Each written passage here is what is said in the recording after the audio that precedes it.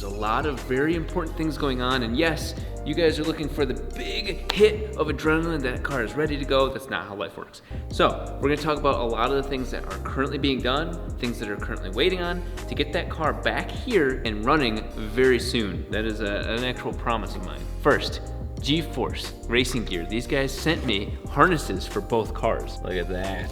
That is gorgeous. This is called a cam lock. It's obviously a 5-point harness. Instead of having this massive latch, it's a real tight, small latch that you just do this to unlock all 5 pieces. And you just push it in like that. But then when you want to get out of the car, you just pop it out like that. I'm assuming this is probably my penis belt, and then these are my shoulder belts. A set of these need to go in this car. This has no roll cage, no safety equipment. It has a 2-point harness, maybe a 4-point harness, so you can slide out underneath it, that is connected to the bottom of the seat. So literally the harness goes up over the seat and back on the ground. You're so dead in this car. This car is such a suicide trap, it's not even funny. You heard it here first. We're gonna install an actual loop of some sort of like bar of some aftermarket variety to connect the harness to. This car is now whatever, 1100 horsepower. It's kind of time to do that. Thank you G-Force for setting this up. Nice and clean setup. This is gonna look sick. I'm assuming this is probably the right side. Boom. You see how quick this is? Normally there's like this one locking mechanism that you have to get all 5 in, strap it down. There we go. In this case, if you need to get out of the car quickly, in normal 5-point harnesses, that is not the case. This cam lock design lets them all come out all at once. That's pretty sick. That's really sick. That actually is pretty cool. Yeah. You may recognize these as pieces of the differential for the 4-rotor. And you'll also see these 2 plates, these flanges are slightly different. I was able to get this one done off camera to make sure I was doing this right, because Winters accidentally sent me a 930 flange instead of the bigger 934. So we're gonna take this flange off, swap it out, do this right on camera so that way it's documented in case anything weird goes on, and get these sent back to them, get these back in the car, and now we have all the things necessary to connect the carbon fiber drive shaft and the axles in the rear.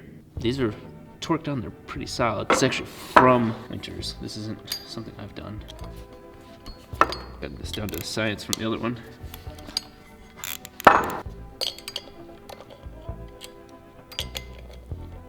All of those bolts are off, so you can see this faceplate does move. And in theory, if you were to take this and beat this down a couple times, you would slowly move it out of place. I am not going to do that when the manufacturer literally says, heat this piece up and use that to your advantage. So we're gonna heat that up.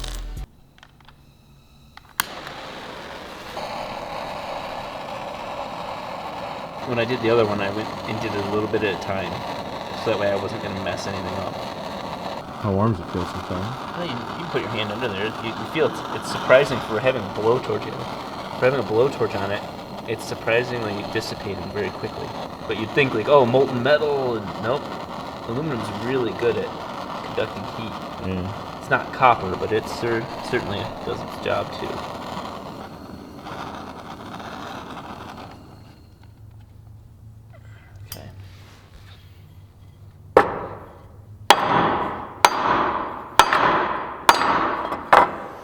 There you go.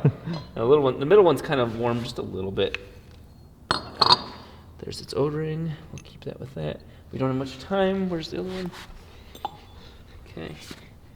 Everything's looking good here. O-ring is in the correct spot. This piece is warm. Life is good.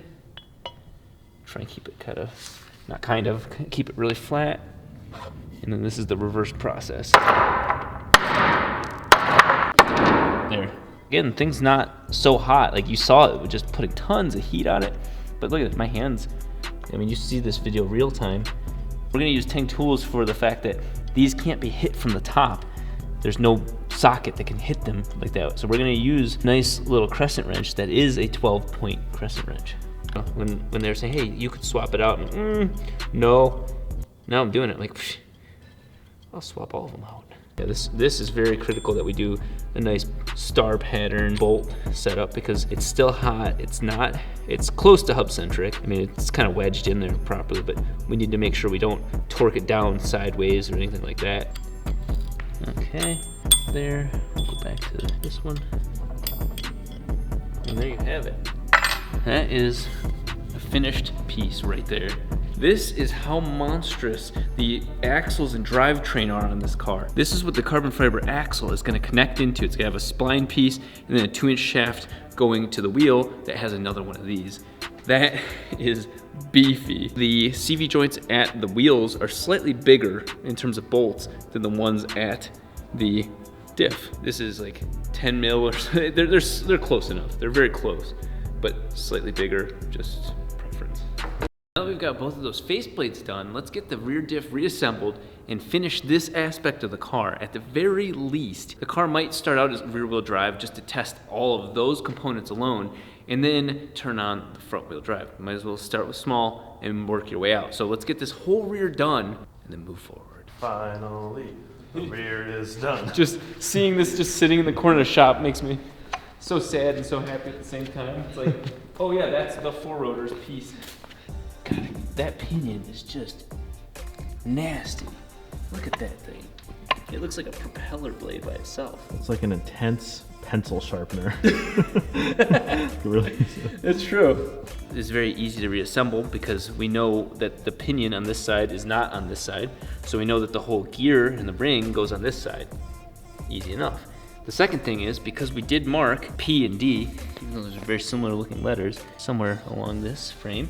Right here. Okay. And the letters corresponding are really close on each of these plates. We're in business. I actually did some foresight. I kept the roller bearings, these needle roller bearings in place. I kept all the shims. Everything's in place because of this. I actually did something good there. So this whole assembly is gonna pick up and go into it like that. And you can see the shims, they're in here, right inside of that. That's what matters most.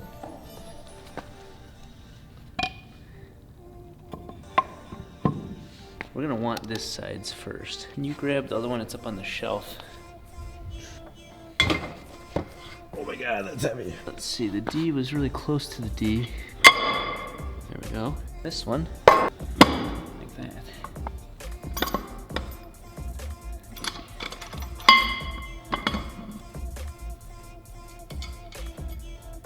And none of this is being forced in. I'm making sure it all fits nice and gently. That is not gonna get me anywhere. Okay, this one's going in reverse. There we go, nice and torqued up. Here's the official test. Yeah, that's a good sign. Both sides are moving. A lot harder to spin them from the hand there. The internal IRS is working as well. We have a working final rear diff for the 4 rotor. Only took a couple months.